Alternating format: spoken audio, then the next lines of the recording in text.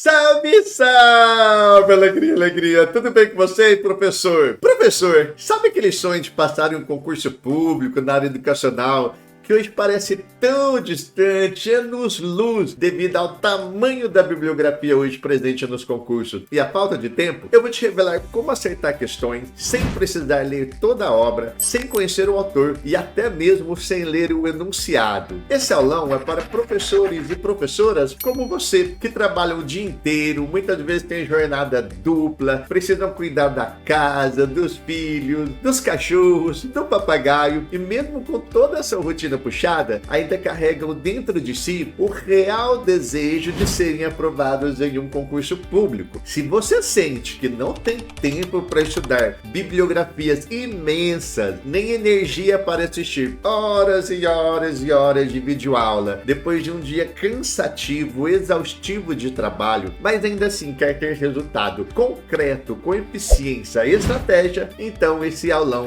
é para você. E para quem não é esse aulão? É para aquele professor que não quer dar o próximo passo na sua carreira e não quer passar no concurso público. Não é promessa vazia o que eu tô te fazendo, professor. Veja essa história da diretora Eliana, que passou na prova do mérito do estado de São Paulo. Meu nome é Eliana da Costa Cafermarques, sou da cidade de Lins, uma gestora, diretora de escola, e hoje eu vim aqui dar o meu depoimento e fazer o meu agradecimento. Eu prestei a prova do mérito no agito do dia a dia e eu não consegui fazer as leituras necessárias. Foi muito gratificante, consegui acertar 50 questões e eu vou contar para vocês. Tudo foi por conta da engenharia do acerto e das lives do Alex. Vale a pena seguir direitinho as dicas que ele passou, assistir a live da correção da prova e foi o que me ajudou. Ela seguiu meu método de identificação de distratores e conseguiu a pontuação necessária para conseguir aumentar o seu salário. Veja mais a história do professor Júlio, que foi o 5º colocado na prova para diretor de escola do estado de São Paulo. Detalhe, foram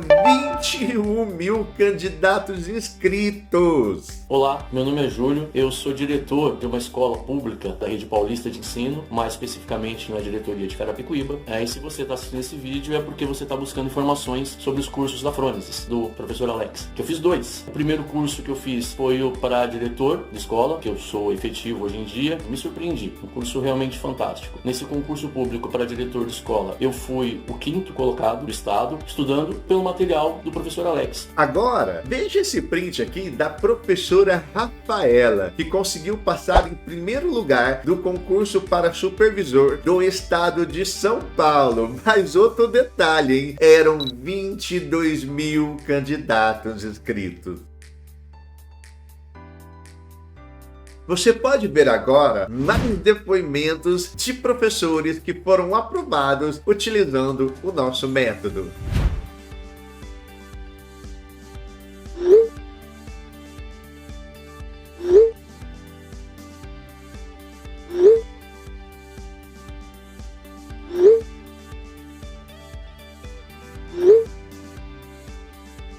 E são centenas e centenas de professores que transformaram uma rotina limitada em vitória. Para quem não me conhece, eu me chamo Alex e sou fundador da Frônesis, um projeto que nasceu com uma missão muito clara: ajudar professores como você a passar em concursos públicos de uma forma prática, eficaz e realista. Tudo começou lá na cidade de Guaíra, interior de São Paulo, onde comecei ministrando cursos para professores da minha cidade e da minha região. Só que naquela época, algo já acontecia que me incomodava profundamente. A maioria dos meus alunos professores não tinha tempo de estudar tudo que as bibliografias dos editais exigiam. Muitos chegavam nas aulas exaustos, depois de uma jornada dupla, tripla de trabalho, família, filhos, cada. Só que ainda assim, queriam muito a sua aprovação. Foi aí que percebi que o problema não era a falta de vontade, era a falta de tempo e excesso de conteúdo irrelevante. Foi também que neste momento eu tomei uma decisão que virou o jogo, que mudou tudo. Ao invés de tentar ensinar tudo, resolvi focar naquilo que realmente importava na hora da prova: as questões. Comecei a estudar profundamente os exercícios de concursos públicos da área educacional.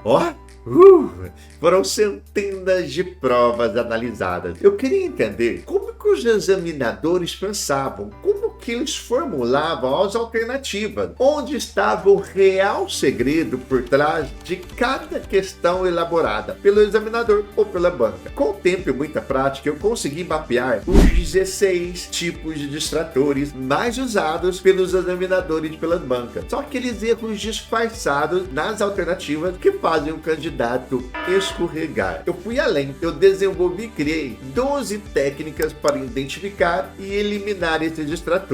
Mesmo que o candidato não tenha lido a obra, não conheça o autor e até nem tenha lido o enunciado completo. Transformei tudo em um método claro, direto, que qualquer professor pode aplicar. E o mais importante, funciona mesmo para quem tem pouco tempo e já tentou de tudo. Comecei a aplicar esse método nas minhas turmas presenciais e os resultados começaram a aparecer e foram fantásticos. Alunos que nunca tinham passado nem perto da aprovação começaram a conquistar as primeiras colocações. Alguns não tinham lido uma linha sequer da bibliografia obrigatória, mas aprenderam a decifrar o que realmente importava. De lá para cá, foram centenas e centenas de aprovações. O que antes era apenas uma tentativa pessoal minha, Alex, de ajudar meus alunos, se tornou uma metodologia validada, replicável em todo concurso público na área educacional. Essa metodologia tem nome, é a engenharia do acerto. E é isso que eu vou mostrar agora no aulão. Vem comigo! Professor, agora você vai pegar um bloquinho de anotações, uma caneta e um lápis, porque nós vamos mergulhar na engenharia do acerto. Vamos lá, ó. Eu quero que você entenda comigo 4 pontos, ou seja, para você entender como são construídas as questões de um concurso público. Isso é o fundamento da construção de questões. Primeiro ponto, quem constrói as questões? Segundo ponto, quais são os tipos de questões construídas pelos examinadores ou bancas examinadoras? Terceiro ponto, como os enunciados são construídos? E quarto ponto, como as alternativas são construídas. Bom, quem constrói as questões é uma banca examinadora ou são examinadores, claro, que fazem parte dessa instituição. Por que eu estou dizendo isso? Porque é importantíssimo você saber a principal característica ou as principais características da sua banca examinadora. Porque ao entender as características dessas bancas examinadoras ou da sua banca examinadora, você consegue entender qual é a filosofia, qual é o modus operandi pelos quais a banca se utiliza na elaboração das questões. Então, o primeiro ponto que você precisa compreender é quem constrói as questões e qual é a principal característica ou características da banca examinadora que você vai prestar o seu concurso público. A segunda característica é quais são os tipos de questões construídas. Nós temos 3 tipos de questões de um concurso público na área educacional. As questões de nível fácil, as questões de nível médio e as questões de nível difícil, hard. Por que é importante? Porque a maioria dos candidatos, eles pensam que o que faz você ser aprovado no concurso público na área educacional nas primeiras colocações é a quantidade de questões difíceis que você acerta. Lê do engano. O que faz você ser aprovado no concurso público são as questões de nível médio. Para você entender melhor, professor, o que é a questão nível fácil? É o universo de 10 professores da sua escola. Quantos acertariam uma determinada questão que você levar para eles? Se de cada 10 professores, 7, 8, 9, 10 acertarem, quer dizer que a questão é nível fácil. Se no universo de 10 professores, 5 aí, 6 acertarem, quer dizer que a questão é de nível médio. Se de um universo de 10 professores, 1, 2, estourando 3 acertarem, quer dizer que aquela questão é difícil. E por que você precisa saber isso? Porque na hora da prova, você deve começar primeiro resolvendo as questões de nível 1, nível 2 e deixar as questões de nível 3 para o final. Qual é a lógica disso? Quando você faz as questões nível 1 e nível 2, você está resolvendo primeiramente as questões que tendencialmente a maioria dos candidatos vai acertar. Quando você deixa as questões nível 3 para o final, e se por acaso você ali se perder no tempo pelo fator emocional, você está deixando de realizar questões que teoricamente, tendencialmente, a maioria dos candidatos, eles vão errar. Qual é o grande problema do professor quando ele vai fazer o concurso público? Ele faz o concurso público numa ordem assim, cronológica. Ele começa a número 1, a número 2, a número 3.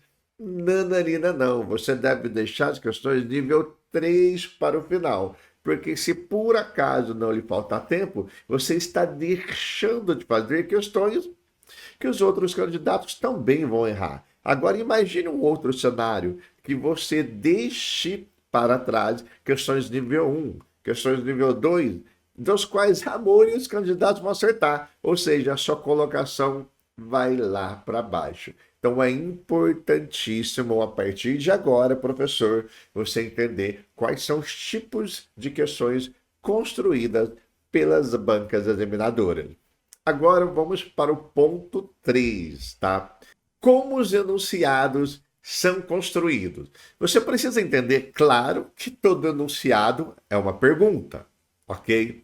E como eles são construídos? Existem dois tipos de enunciado: o enunciado direto e o enunciado indireto. O enunciado direto, ele existe de uma forma na qual a pergunta é feita, obviamente, direto. Vou dar um exemplo. Segundo o artigo 13 da LDB, é incumbência dos docentes.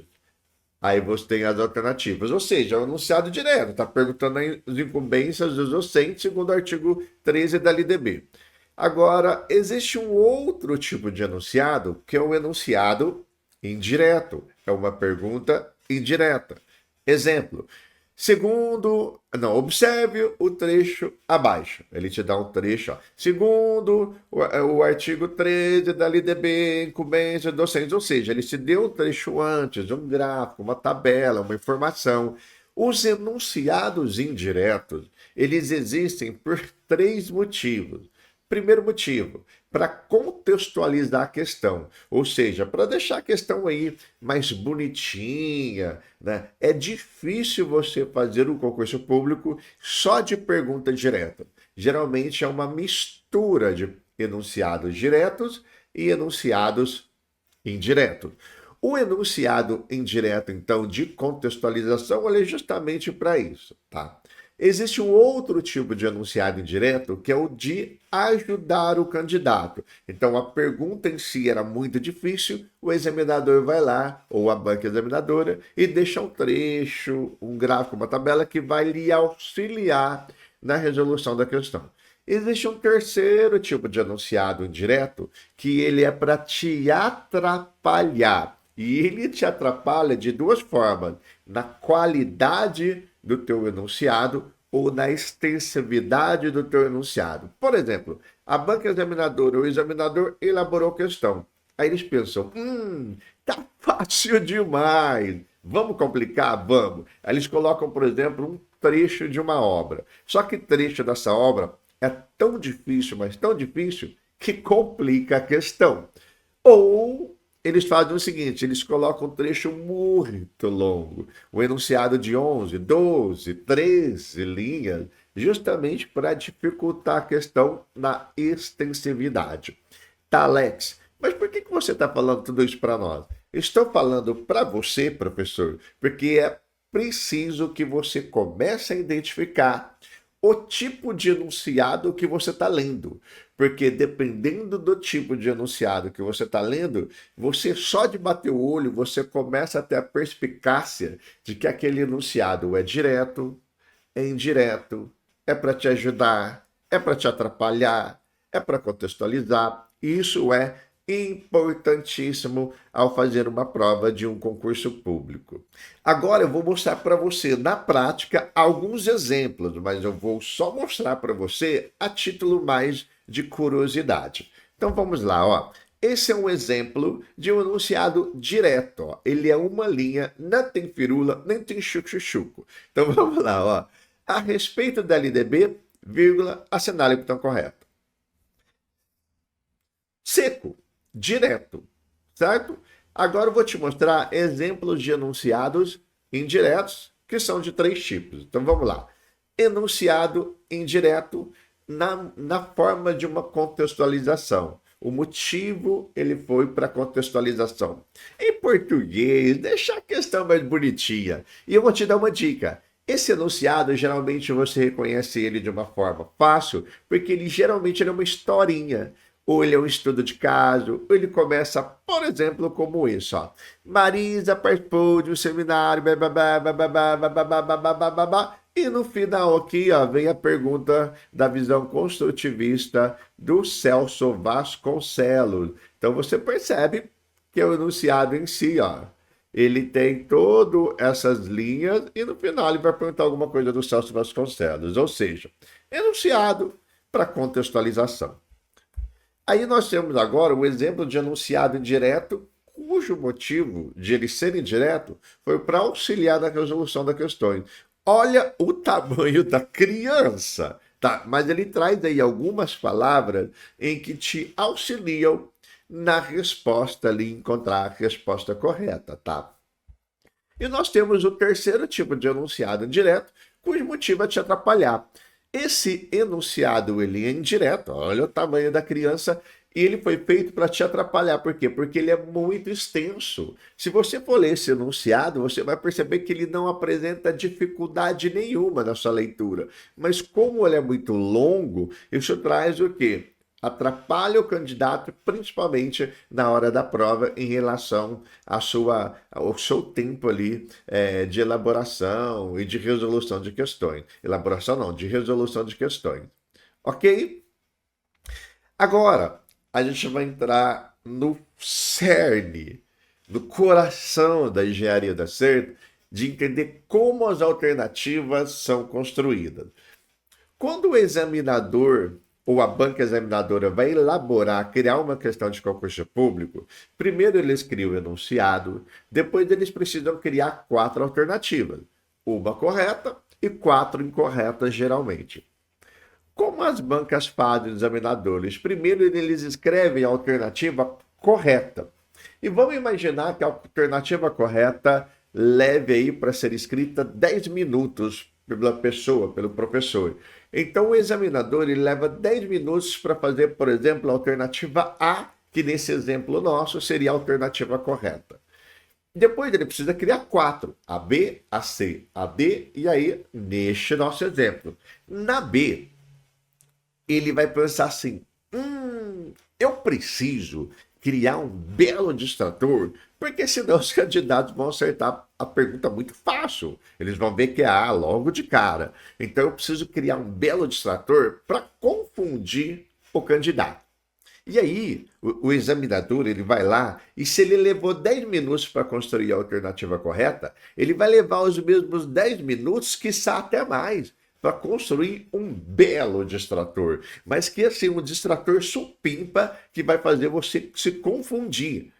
E aí ele precisa criar mais 3, C, D e E. Só que as 3, ele meio que cria assim, chutando balde. Ou seja, aqui está a explicação científica do que por que você geralmente fica em dúvida entre 2 alternativas, tá? Então aí você vai pegar no dia da prova, vai pegar esse exercício e vai ver, nossa, é A ou é B? É A ou é B? É A ou é B? Aí você vai lá, assinala B, pega o gabarito para conferir depois de 2 dias, vê que é A, nossa, bate aquela raiva, você fala, nossa, fiquei entre A e a B, A e a B, A e a B, assinalei a B, e era A. Isso foi feito de uma maneira proposital, tá? Então, o que acontece? Ao longo desses tempos, eu percebi que ao construir o distrator B, C, D e E, os examinadores fazem isso de uma forma previsível e repetitível até. Ou seja, eles constroem esses distratores de 16 maneiras diferentes. tá? Então é isso que você precisa compreender, essas maneiras diferentes de se escreverem distratores.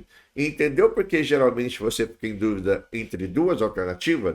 Porque geralmente você, candidato, você, professor, fica em dúvida entre uma alternativa que é o melhor distrator e a alternativa correta. Quem baralha a ordem das alternativas? Isso já é um programa de computador, já é um software. Certo? Bom, além disso, ao longo desses 13 anos, eu consegui identificar 12 técnicas que fazem você chegar à alternativa correta. Então, além dos distratores, que você reconhece as alternativas incorretas, você tem ao seu alcance 12 técnicas que vão te fazer chegar à alternativa correta. Bom, o que você vai aprender nesse aulão exclusivo de hoje? Eu vou disponibilizar para você um distrator e 3 técnicas. Eu vou te ensinar, então, um distrator e 3 técnicas para você, a partir de agora, começar a aplicar nas questões de concursos públicos que você for estudar. Bom, a primeira técnica é fantástica, anota aí no seu bloquinho de anotações, a técnica do leque, tá? Eu vou mostrar para você como ela funciona. Primeiramente, para aplicar essa técnica, você vai observar em uma alternativa, então você vai pegar o seguinte, você vai pegar uma questão, ler o enunciado e você vai ler as 5 alternativas. Ao ler as 5 alternativas, você vai tentar encontrar ali a técnica do leque. É como se fosse aquela brincadeira antiga dos anos 80, se eu não me engano, de onde está o Wally. Então você vai tentar encontrar ali, na alternativa A, B, C, D e E, é isso que eu vou te mostrar, aplicando então a técnica do leque. Você vai tentar encontrar 3 palavras sequenciais entre vírgulas.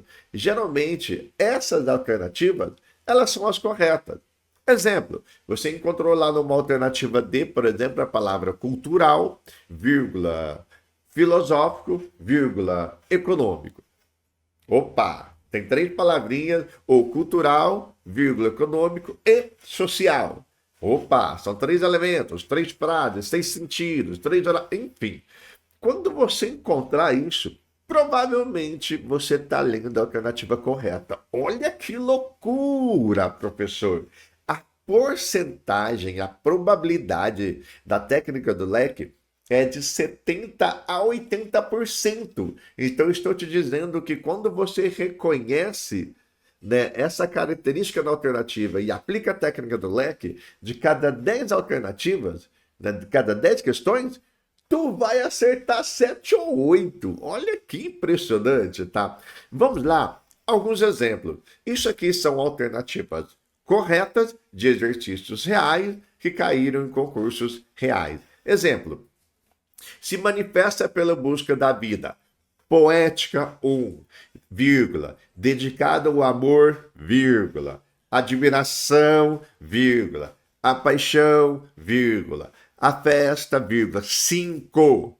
5 palavrinhas aí seguidas por vírgula. E eu vou além. Na técnica do leque, quanto mais palavras seguidas por vírgula você tem, maior aumenta a probabilidade de aquela alternativa ser correta. É impressionante.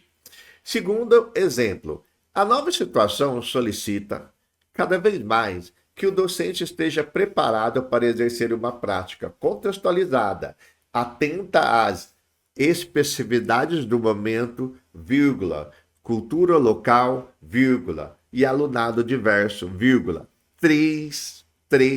De novo, sentidos, palavras, expressões seguidas por vírgula. Terceiro exemplo de alternativa correta real de exercício real. A escola é o espaço em que ocorre a transmissão entre as gerações do ativo cultural da humanidade, vírgula, seja artístico e literário, vírgula, histórico e social, vírgula, científico e tecnológico, vírgula, 3. E se a gente for dividir, a gente chega a 6, ó. Artístico, literário, histórico, social, científico e tecnológico. 6! Ou seja, a probabilidade dessa alternativa ser correta é imensa. Entenderam a técnica do leque? Então agora a gente vai tirar uma prova. Eu vou deixar uma questão para você, dar alguns segundinhos para você tentar aplicar a técnica do leque e ver que ela dá certo. Então vamos lá para o nosso exemplo?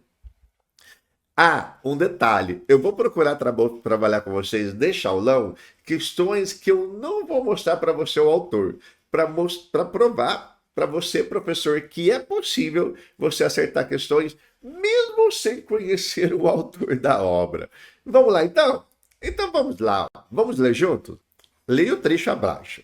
Às vezes, há uma tentação enorme de ficar gastando tempo com problemas menores, quase sempre da esfera administrativa ou burocrática. Justamente por isso é tão importante planejar o planejamento. Planejar é antecipar ações para atingir certos objetivos, que vêm de necessidades criadas por determinada realidade, e, sobretudo, agir de acordo com essas ideias antecipadas. Existem dimensões básicas que precisam ser consideradas no planejamento, entre as quais a 5 alternativas. A utopia, o sonho de uma educação de qualidade. O planejamento expressa o desejado e não o momento da realidade. A humanidade precisa ter sonhos para suportar os desafios. B. A realidade, a finalidade e o plano de ação. O plano de ação pode ser fruto da tensão entre a realidade e a finalidade ou o desejo da equipe. C. Avaliação do ano anterior focando os problemas e aspectos negativos ocorridos, ou seja, os fracassos e as ameaças presentes na instituição, e o diagnóstico da realidade escolar. A avaliação é um instrumento que aponta de fato qual é a realidade do trabalho escolar. Alternativa D. O sistema de acompanhamento ou monitoramento e controle. O planejamento em si é um instrumento burocrático e autoritário. O planejamento é uma arma que se volta contra o professor, porque o que ele disser ou alguém disser por ele, que vai ser feito, tem que ser cumprido. Caso contrário, ele foi incompetente e nem sempre conseguimos fazer o que planejamos, por diversas razões, inclusive por falha nossa, mas não unicamente por isso. Alternativa E. Avaliação do ano anterior e sistema de acompanhamento e controle. O que você vai fazer agora, professor? Você vai ver e tentar onde está o Oliver, tentar encontrar em qual alternativa você tem 3 palavrinhas aí seguidas por vírgula. Se você encontrar, você encontrou a alternativa correta. A probabilidade 70 a 80%. Viu? Encontrou enquanto eu estava lendo a alternativa? Vamos lá então? A alternativa correta dessa questão é a alternativa alternativa B. Se você encontrou a B, encontrou o leque ali, ó. Realidade, vírgula, finalidade e o plano de ação. Parabéns, você acabou de acertar uma questão de Celso Vasconcelos, que você nem sabia que era o Celso Vasconcelos. E mais, você acertou a questão utilizando a técnica do leque. Todas essas imagens que você pode ver aí são imagens de técnicas e distratores, ou seja, existem muitas técnicas e distratores que você ainda pode aplicar no exercício como esse. Eu elaborei questões aqui em nível de dificuldade crescente, então essa questão foi a mais fácil que nós vamos realizar hoje. Agora, professor, eu vou te ensinar a reconhecer o distrator da batata podre. Então você já entendeu que distrator é aquela alternativa errada que as bancas ou os examinadores constroem para te distrair, para te enganar. Então vamos lá, ó. Como você reconhece esse distrator da batata podre? Ele é muito simples. Você reconhece o distrator da batata podre porque ele está presente entre vírgulas ou ele está presente nas alternativas que tem uma vírgula seguida dessas palavras. Anota aí no seu bloquinho. Vírgula, mas, vírgula, porém, vírgula, destarte, quase não se usa mais, vírgula, assim sendo, vírgula, portanto, vírgula, desse modo, vírgula, dessa maneira, vírgula, já que, vírgula, no entanto, vírgula, sem. Então, toda vez que você encontrar uma vírgula seguida dessas palavrinhas, expressões, já que, no entanto, mas, porém, toda vez que você encontrar, fique esperto, professor, porque provavelmente você está vendo um distrator ali na sua frente. E qual que é a probabilidade de você reconhecer um distrator a partir da técnica da batata podre?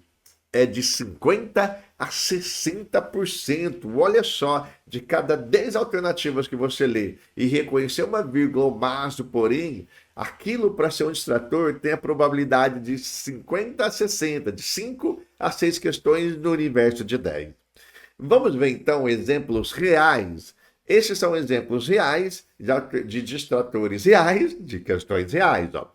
As instituições privadas de ensino, vírgula, enquadradas como comunitárias, vírgula, são assim entendidas como as instituídas por... Você percebe que as instituições privadas de ensino, vírgula, enquadradas como comunitárias, instituição privada como comunitária, esse entre vírgula simplesmente apodreceu toda a alternativa.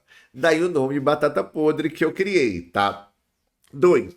Reunião entre a direção e a coordenação, vírgula, sem participação dos professores. Teve uma vírgula seguida de 100. Carinha de ser isso, o distrator da batata podre. E o terceiro exemplo, previsão nos parâmetros curriculares nacionais para esse tipo de temática, devendo ele, vírgula, portanto, ai meu Deus do céu, portanto, ser trabalhado pela professora de ciências. Esse, portanto, puxou depois um pensamento, né, uma frase que simplesmente o ser trabalhado pela professora de ciências apodreceu todo o restante da alternativa. Entenderam? Vamos fazer agora um exercício na prática para você aplicar? Então vamos lá, a gente vai fazer um exercício, eu vou deixar um tempinho. Desta vez, professor, eu não quero que você me diga qual a alternativa errada. Eu quero que você encontre para mim onde está o ali, né? Onde está o distrator ali da batata podre. Vamos lá? A Escola de Ensino Fundamental Mundo Novo, ao estruturar o seu projeto político-pedagógico, buscou parcerias na comunidade local, visando ao estudo sobre sustentabilidade e meio ambiente. O meio ambiente é considerado um tema transversal que perpassa todas as disciplinas que compõem o currículo. A transversalidade e a interdisciplinaridade são modos de se trabalhar o conhecimento, buscando uma reintegração de aspectos que ficaram isolados uns dos outros pelo tratamento disciplinar. Elas possibilitam ao estudante ter uma visão mais ampla e adequada da realidade, que tantas vezes aparece fragmentada pelos meios de que dispõe para conhecê-la, e não porque o seja em si mesma. Nessa perspectiva, ressalta para esse tipo de abordagem, permite aos alunos a compreensão da sua região, prepara-os para a cidadania e eles poderão. Alternativa A.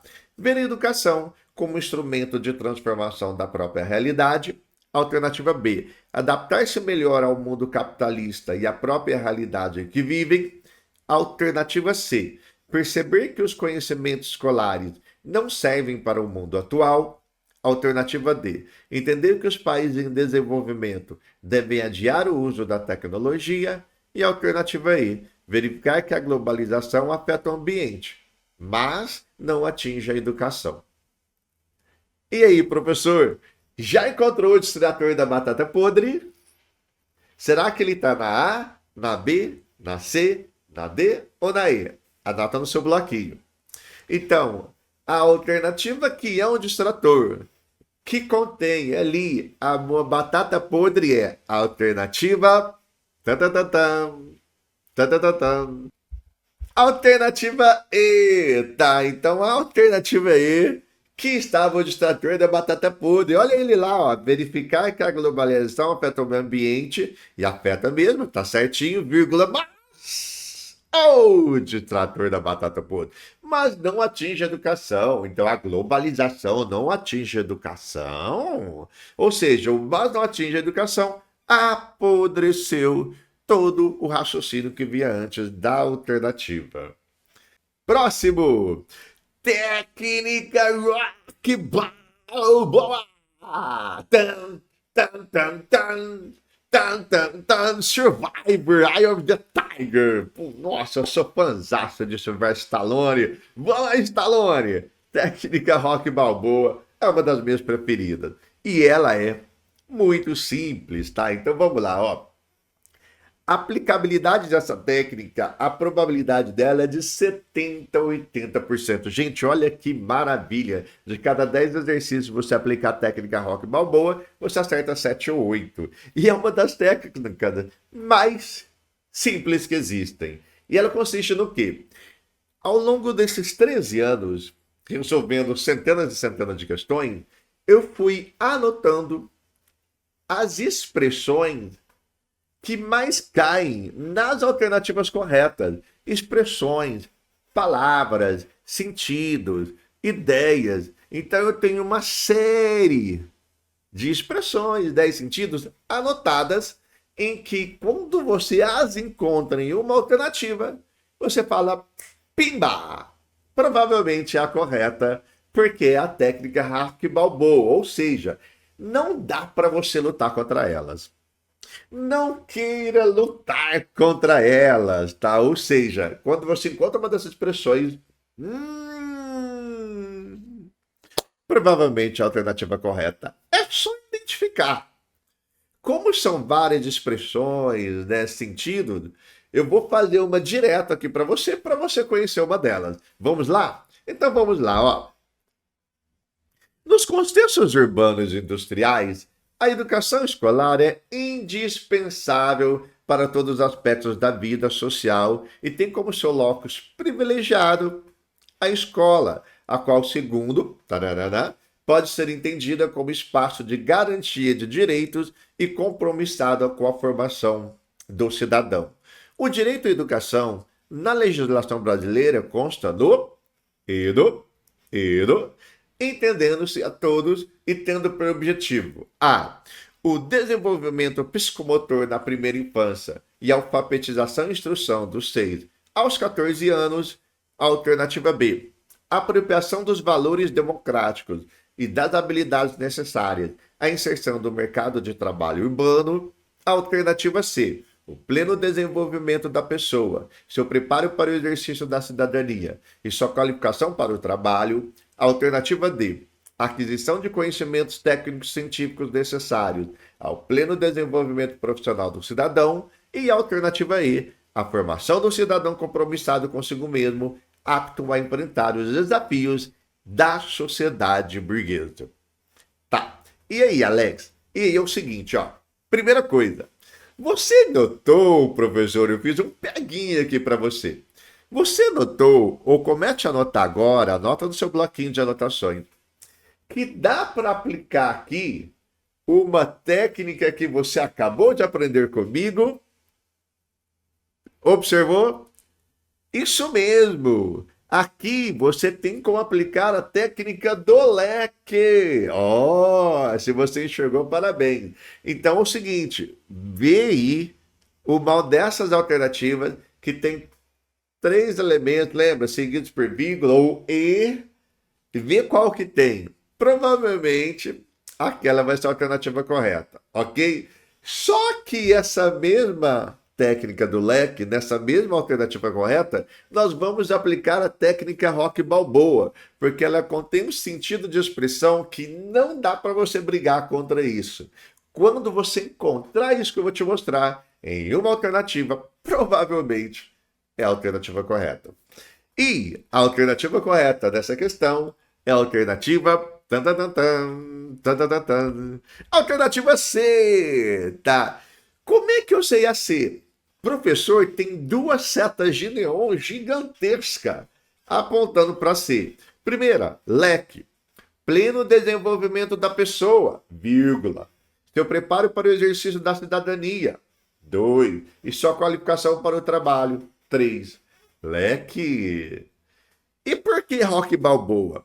Anota aí no seu bloquinho de anotações.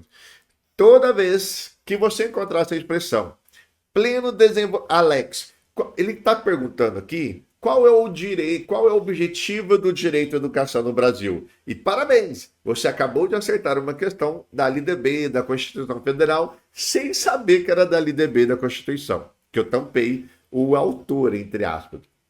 Vamos lá. Sempre que você encontrar assim, ó, o objetivo da educação é formar o Alex cidadão, ser humano, desculpa, Alex pessoa humana, depois o Alex cidadão e depois o Alex trabalhador. Então, anota aí, desenvolvimento da pessoa, pessoa humana, cidadão e trabalho. Essa tríade, ela está presente na Constituição, na LDB, no ECA, ou seja, toda vez que você encontrar uma alternativa que contém essa tríade, aplica a técnica Rock Balboa. Não brigue com ela, assinale e sai pro abraço. Seja feliz. A probabilidade é 70%, 80% de ser a alternativa C. E olha que louco que a engenharia dá certo.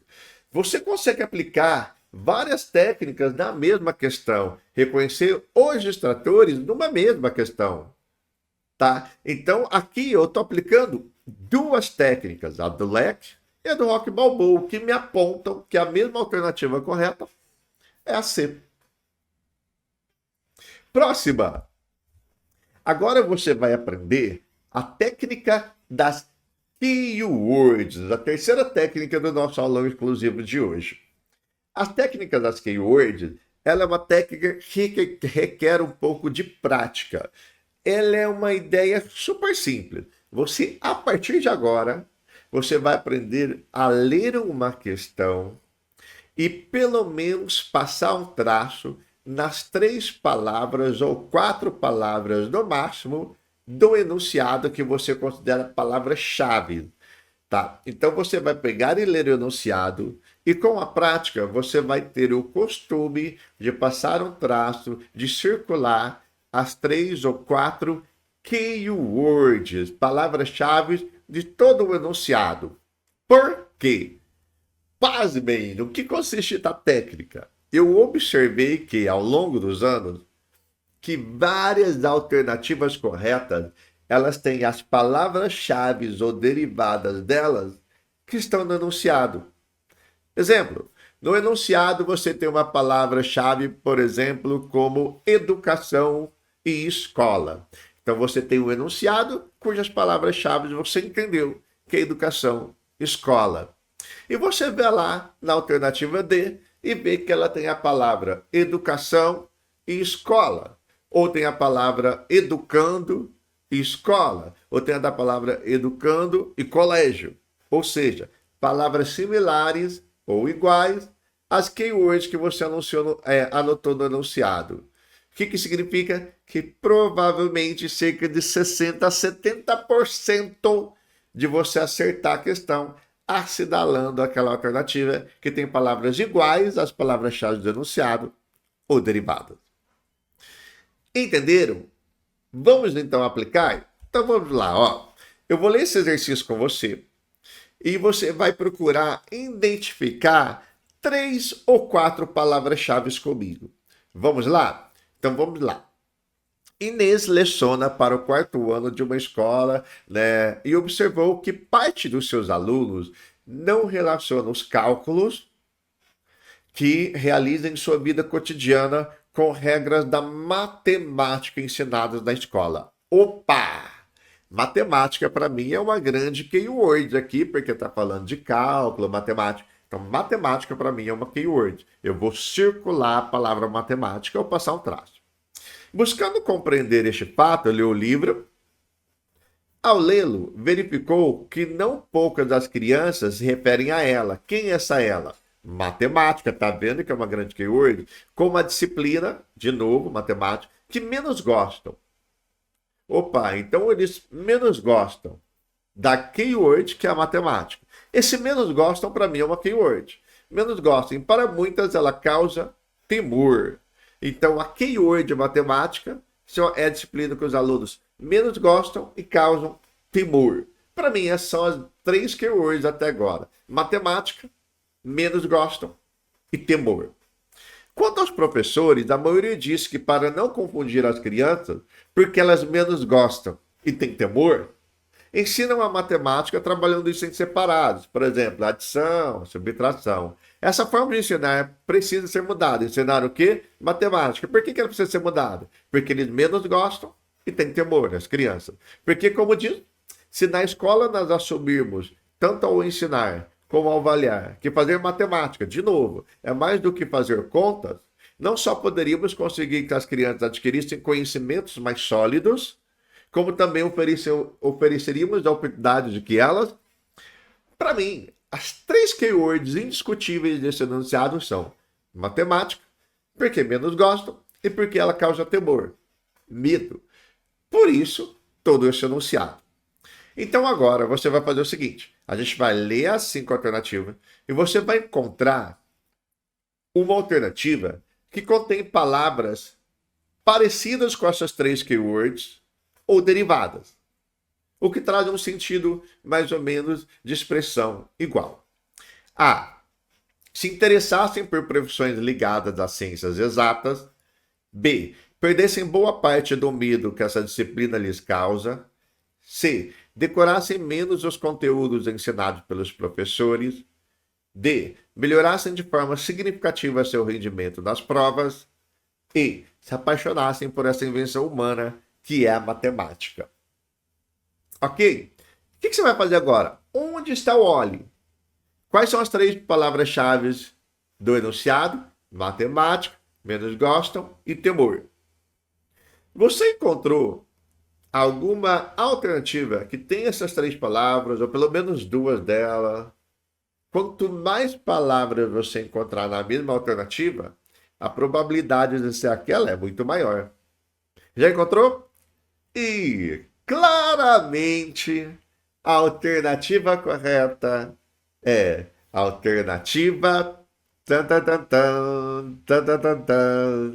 alternativa E, tá? Alex, por que a E? Vamos lá. Primeira, ela contém a palavra matemática. É a única alternativa que contém a keyword matemática.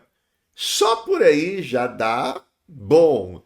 Quais são as outras keywords? Menos gostam e temor. Olha que interessante a alternativa B. Perdessem boa parte do medo. Medo, temor. Temor, medo. Então a alternativa B, ela contém uma das keywords ou sentidos. Temor, medo, medo, temor. Ok, mas olha aí. Aí tem se apaixonassem. Ó, olha a outra keyword. Menos gostam, né? Gostar. Gostar. Paixão. Eu gosto da menina. Eu sou apaixonado pela menina. Ou seja, é uma ideia assim bem próxima. Eu sei que é o menos gostam, mas o gostar do se apaixonar.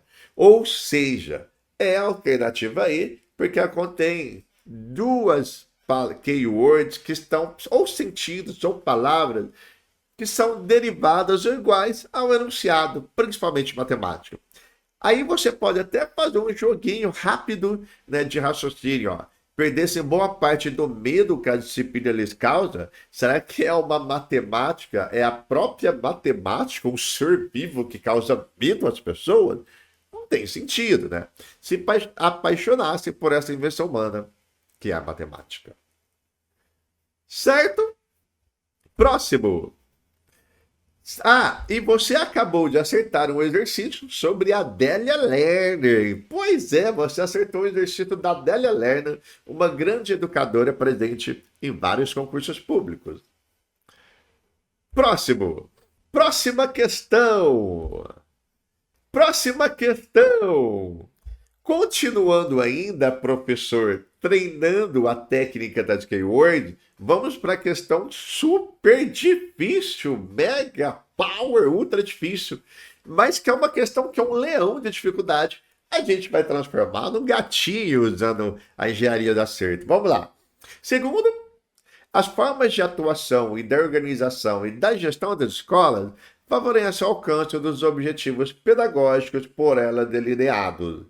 Esses autores sugerem como área de atuação. Opa, enunciado mais direto. Vamos pegar umas 2 keywords? Vamos lá. Segundo, as formas de atuação e de organização e da gestão das escolas. Então, ou seja, as formas de atuação, organização e gestão das escolas, tudo se referindo à ideia mais de gestão, né? Atuação, organização e gestão. Para mim, gestão aqui é a grande keyword. Tá? Gestão da escola favorece o alcance dos objetivos pedagógicos por ela delineados.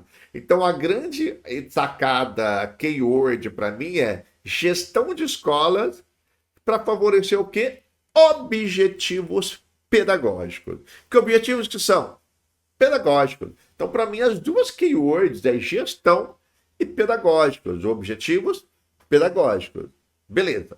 Esses autores sugerem com várias situações. Então, anota aí. Gestão de escolas, né? Gestão e objetivos pedagógicos ali, pedagógicos. Agora a gente vai ler as alternativas e você vai ver quais delas contém mais a ideia de gestão, de escola e objetivos pedagógicos. Alternativa A. O planejamento técnico pedagógico, a avaliação e a escolha de políticas administrativas sólidas. B. O planejamento e projeto pedagógico, curricular, as práticas de gestão técnico-administrativa, gestão e pedagógicas e avaliação institucional. C. Seleção adequada dos procedimentos de ensino e aprendizagem dos processos avaliativos. D. Valorização da equipe pedagógico, administrativa, organização e desenvolvimento de técnicas atualizadas de gestão e de currículo. E. Planejamento teórico-prático dos procedimentos curriculares, organização administrativo-pedagógica e valorização da equipe profissional. Eu te dei uma dica, hein, professor? Pô, eu te dei um boi aqui, hein? Então vamos lá. Qual é a alternativa correta que contém mais palavrinhas aí que são essas keywords? Eu acho que você já sabe, né? E a alternativa correta, então, dessa questão é a alternativa... Alternativa B, tá? Parabéns, que eu sei que você acertou, professor. Vamos lá, ó. O planejamento e o projeto pedagógico, 1. Curricular, as práticas de gestão, 2. Técnicas administrativas e pedagógicas, 3. Ou seja, a alternativa B, ela tem 3 palavrinhas que se remetem às keywords denunciado. Olha a alternativa A, ela só tem pedagógico, ela não tem gestão. Nossa, é quase certeza que A é um distrator. Olha a C não tem nenhuma keyword, nem pedagógico de gestão. Nossa senhora, a C é um distrator. A alternativa D é que mais aí bate de frente, porque ela tem pedagógico e tem gestão. Só que a alternativa B tem pedagógicas, tem uma a mais. Ou seja, a alternativa B. E aí não tem a palavra gestão, só tem a palavra pedagógica. Entenderam, professor, como você aplica, então, a técnica das keywords?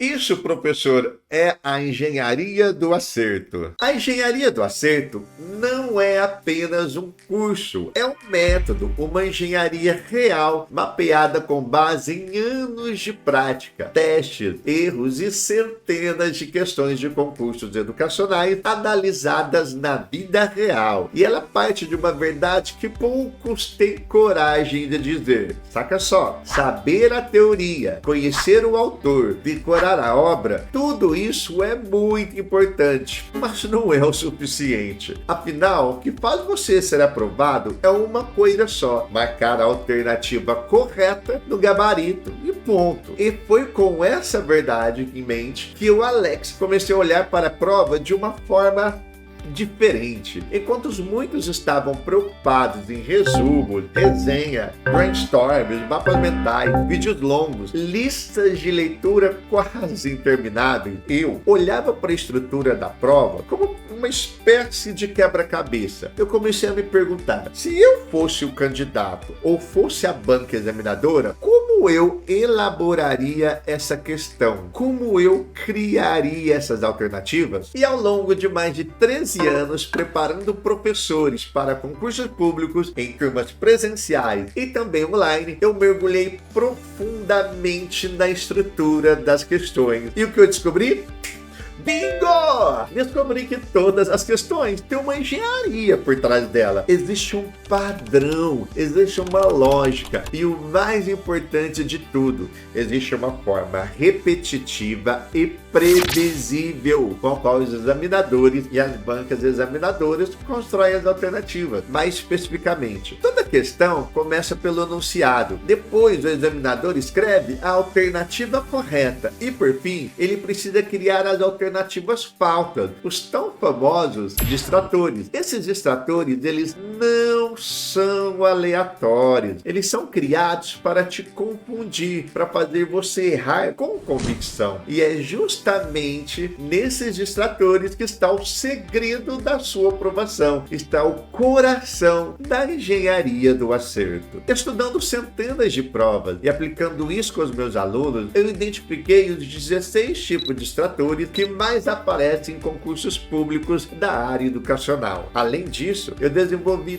12 técnicas práticas que ajudam o aluno a identificar a alternativa correta, mesmo sem saber o autor, mesmo sem ter lido a obra e até mesmo sem ler o enunciado. Este é o ponto central. O método te ensina a pensar como o examinador e não como o aluno tradicional. E como funciona na prática? Na engenharia do acerto, o aluno aprende quais são os 16 tipos de distratores usados nos concursos, como reconhecer na prática cada um, como aplicar as 12 técnicas e identificar a alternativa correta, como organizar o seu plano de estudo através de técnicas validadas cientificamente, como estudo dos ciclos, a técnica Pomodoro, a prática distributiva, como resolver mais questões com menos tempo, sem sobrecarga mental. Ou seja, o aluno aprende a estudar menos com mais inteligência e o mais importante, com resultado. A missão do método é muito simples: ensinar você a marcar o X no lugar certo, porque é isso que muda a sua vida, professor. Se você é professor e já tentou se preparar para concurso público, provavelmente já ouviu isso.